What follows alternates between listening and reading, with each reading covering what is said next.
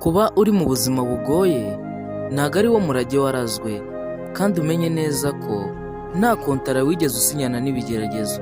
Kuba ingona itakiri mu mazi ntibiyibuza gukomeza ikagenda.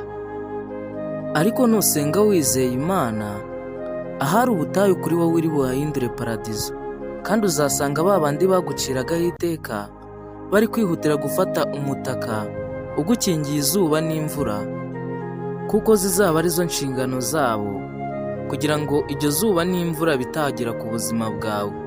Agatabo k'ibanga.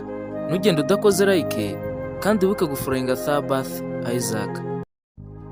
Iyo nzara ibarya mwita ko mwaburiye umuti, ari byo bigeragezo n'ibibazo muhorana mu buzima bwanyu, ntago ari uko nta gisubizo cyayo gihari, ariko kandi kuba umuntu mwiza namenye neza ko nta gishoro bigusaba. Gusa kandi igisubizo cy'iyo nzara muhorana ni amafunguro. Ayo mafunguro rero nta yandi usibye amasengesho, ariko kandi data ninyinubira abamusaba, uzasenge kandi uzongere usenge uzahabwa.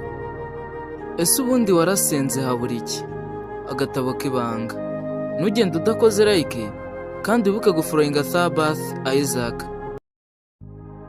Umunsi data twese yaguhaye umugisha, azabanza kure mu buzima bwawe babandi badafite akamaro, cyane ko n'ubundi hari abantu bava mu buzima bwawe ntugire icyo uhomba. Kandi Uwiteka nagushyira mu ishuri, ntago azigera agushyira mu ishuri ritarangira. Oya, ko waba uri kwiga se ubwo bumenyi wazabukoresha ryari igihe iryo shuri ritaba ritarangiye? Niyo mpamvu rero ibi byose bikubaho atari ko Imana iba yabipanze, kuko Imana ni urukundo kandi ntiyakishimira ko uvukira mu bigeragezo ndetse ukarinda upfira mu bigeragezo. Icyo gihe Satani aba ari iruhande rwawe, kandi umuti w'ibyo ngibyo ni ugusenga, ubundi ugasaba Imana ikakugwanirira. Niwizera Imana uzatsinda, kandi ntacyo uzigera uyiburana n'uyizera. Agatabo k'ibanga. Ntugende udakoze like, kandi wibuke gufollowinga Sabbath Isaac.